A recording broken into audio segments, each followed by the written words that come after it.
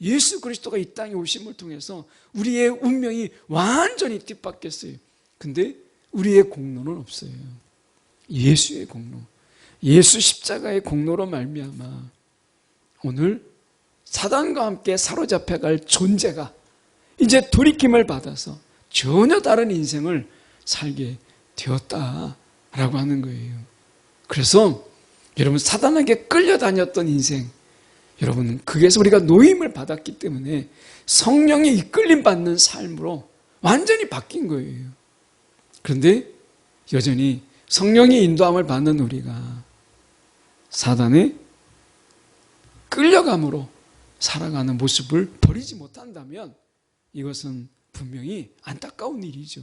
우리 스바냐서에 계속해서 보는데요. 스바냐 2장 4절에서 7절까지 말씀, 성경으로 보실 분들은 1306쪽의 말씀입니다.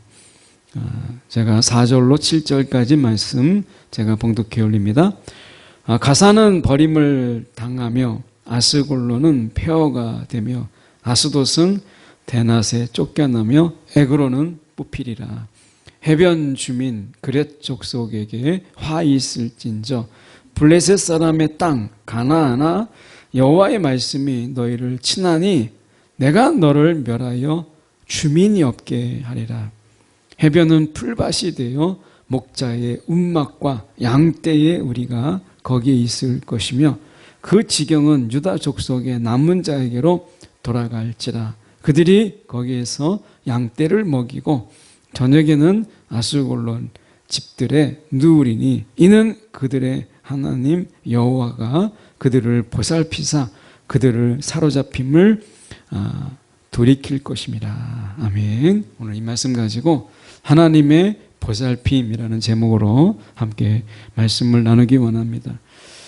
하나님께서 우리를 보살피실 때 이 장에서 나와 있는 하나님의 적, 특히 이제 오늘의 본문에서는 서쪽의 적이죠. 서쪽은 이제 지중해가 있었고 그 지중해를 이렇게 쭉 연하여서 블레셋 족속이 있었습니다. 이 블레셋은 원래 평상시에는 도시국가로 있었죠.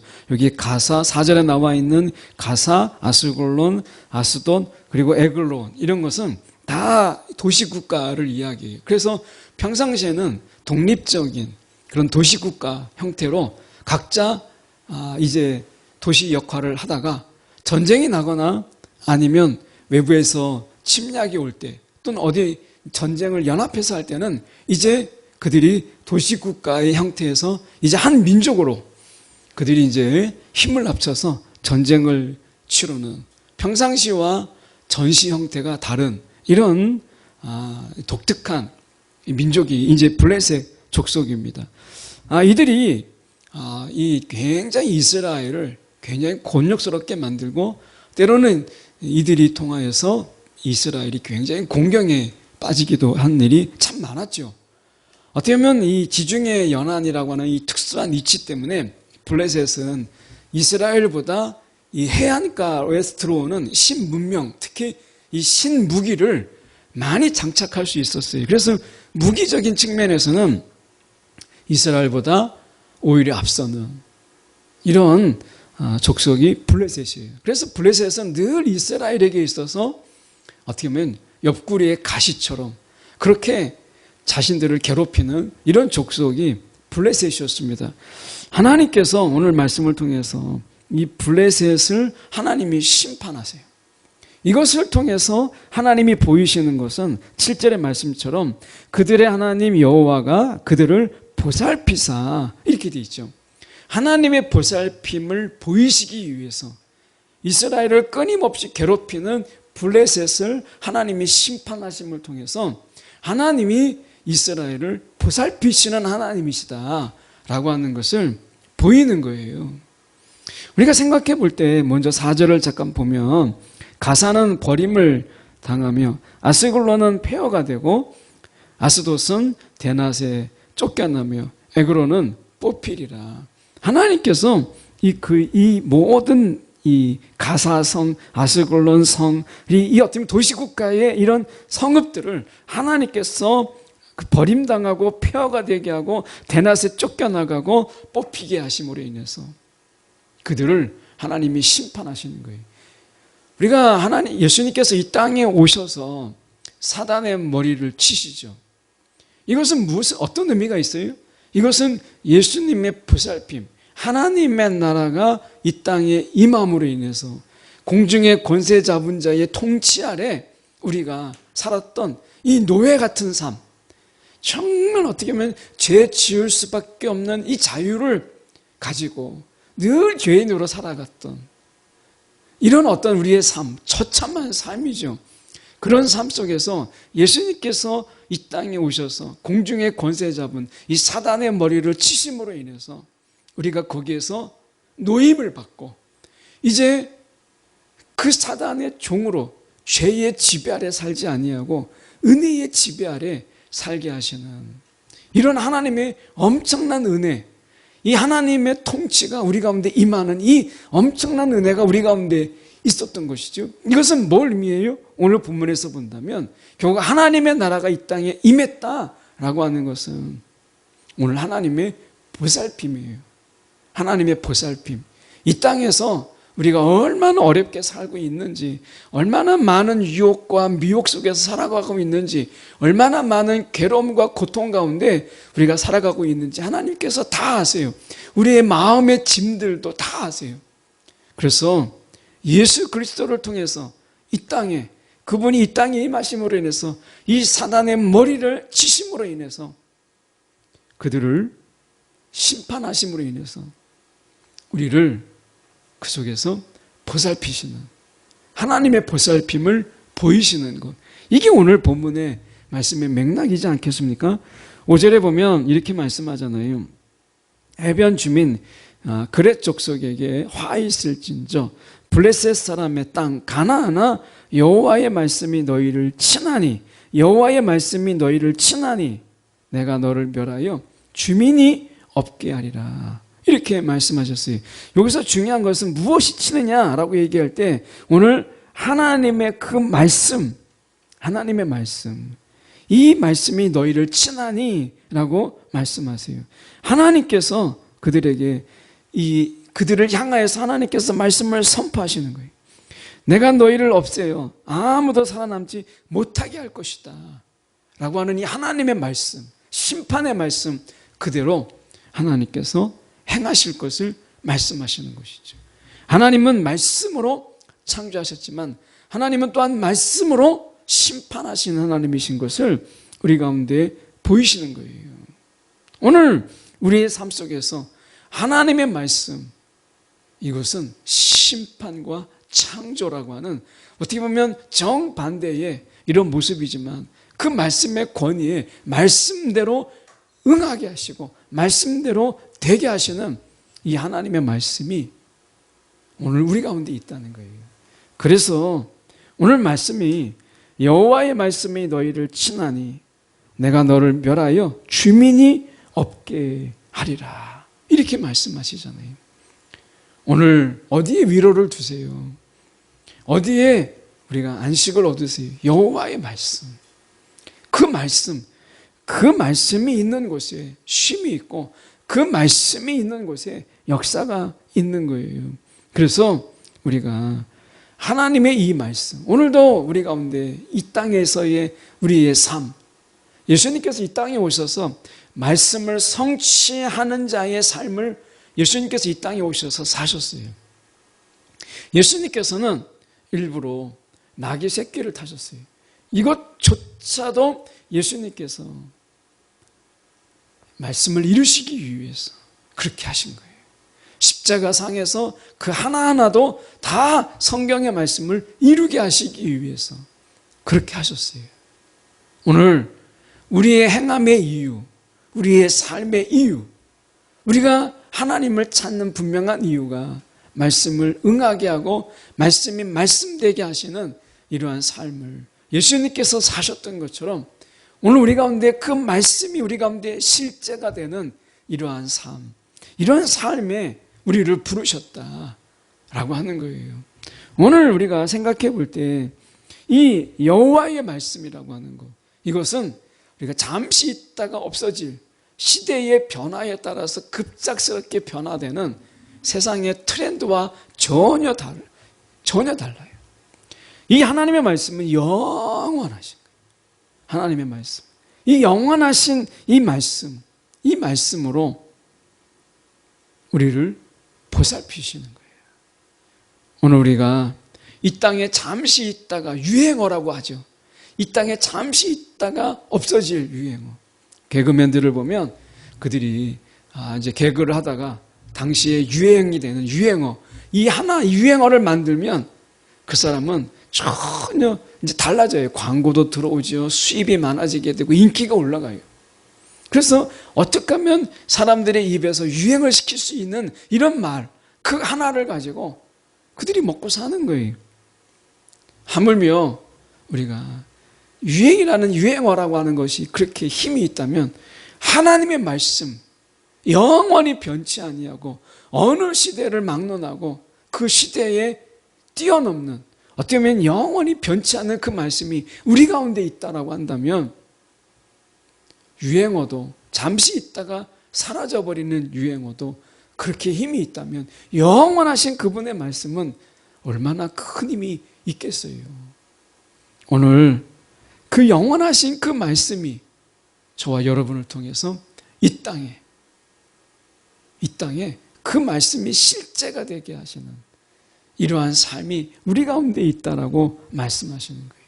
오늘 이 블레셋 족속에 이런 하나님께서 너희를 친하니 내가 너를 멸하여 주민이 없게 하리라 라고 하는 이 말씀 그대로 그 가운데 하나님께서 역사하시는 것을 보게 되죠.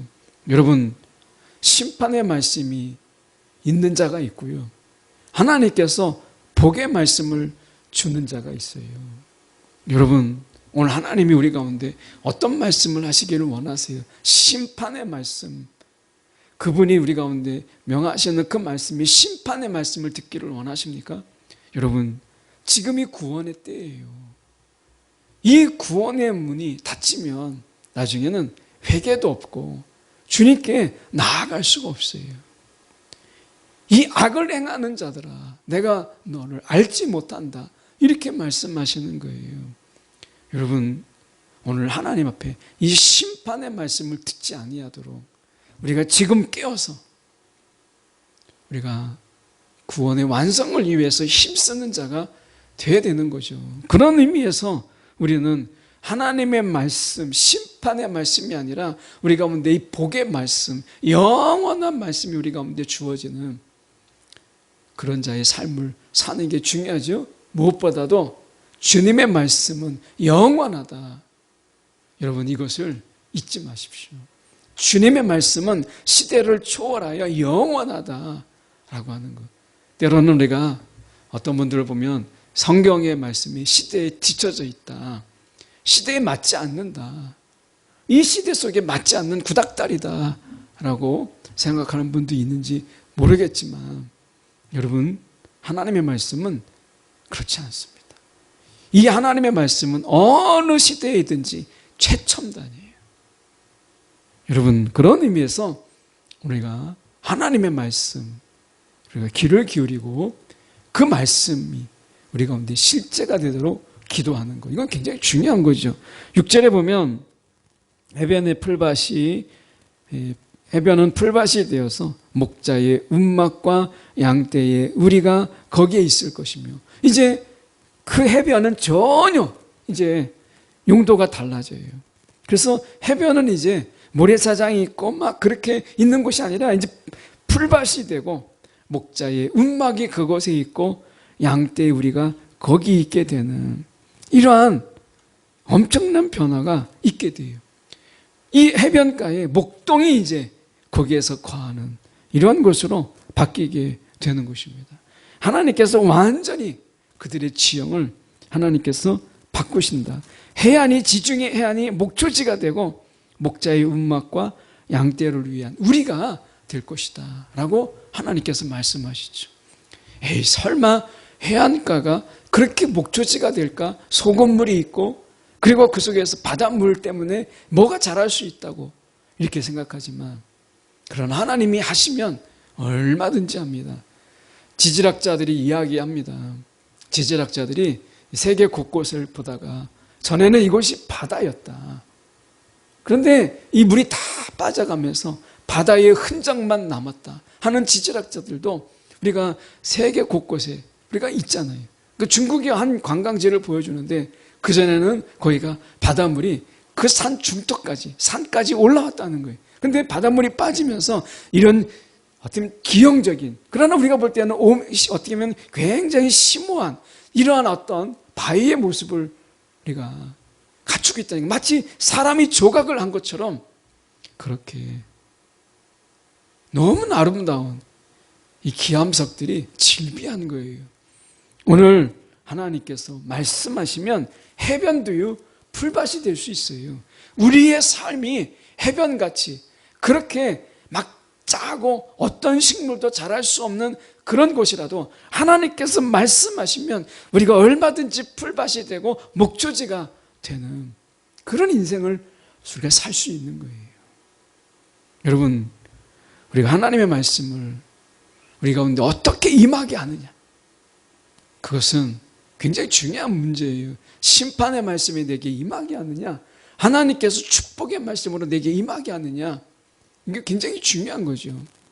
저와 여러분이 오늘도 하나님이 우리 가운데 축복의 말씀, 심판과 징계의 말씀이 아니라 오늘 우리 가운데 복의 말씀을 우리 가운데 주시기를 간구하고 주님을 간절히 찾는 이런 자의 삶이 그래서 중요한 거예요. 7절에 보십시오. 그 지경은 유다 족속의 남은 자에게로 돌아갈지라. 그들이 거기에서 양떼를 먹이고 저녁에는 아스글론 집들에 누우리니 이는 그들의 하나님 여호와가 그들을 보살피사. 이 유다 족속을 하나님께서 보살피시는 거예요. 그리고 그들의 사로잡힘을 돌이킨다. 그러니까 그들을 보살피고 그들의 사로잡힘을 돌이키시는 하나님. 오늘 하나님께서 우리 가운데 다른 번역을 보면 이렇게 말씀하십니다. 이 사로잡힘을 돌이킬 것이다 라는 속에서 그들의 삶의 이런 방향, 이것을 이제 운명을 완전히 회복시킬 것이다, 이렇게 말씀하시는 거예요. 여러분, 예수 만나면서 저와 여러분의 운명이 바뀌었잖아요. 우리가 다 사단과 함께 우리가 다 심판받을 그런 자들이었는데 영벌이죠. 근데 우리가 운명이 바뀌었어요. 예수 그리스도가 이 땅에 오심을 통해서 우리의 운명이 완전히 뒤바뀌었어요. 근데 우리의 공로는 없어요. 예수의 공로, 예수 십자가의 공로로 말미암아 오늘 사단과 함께 사로잡혀갈 존재가 이제 돌이킴을 받아서 전혀 다른 인생을 살게 되었다라고 하는 거예요. 그래서 여러분, 사단에게 끌려다녔던 인생, 여러분, 거기에서 우리가 노임을 받았기 때문에 성령의 이끌림 받는 삶으로 완전히 바뀐 거예요. 그런데 여전히 성령의 인도함을 받는 우리가 사단의 끌려감으로 살아가는 모습을 버리지 못한다면 이것은 분명히 안타까운 일이죠. 다른 성경에 보면 이렇게 말씀합니다. 하나님 여호와께서 그들과 함께 하실 거며 그들의 번영을 회복시켜 주실 것이다. 단순하게 방향만 전환이 아니고 우리를 번영케 하신다 라고 말씀하세요. 오늘 삶의 번영이 하나님께 있다 라고 하는 거예요. 에서와 야곱의 축복을 우리가 기억하잖아요. 그 어떻게 보면 아버지의 축복인데 하나님은 그 축복한 그대로 하나님께서 응답하시는 것을 보게 되죠.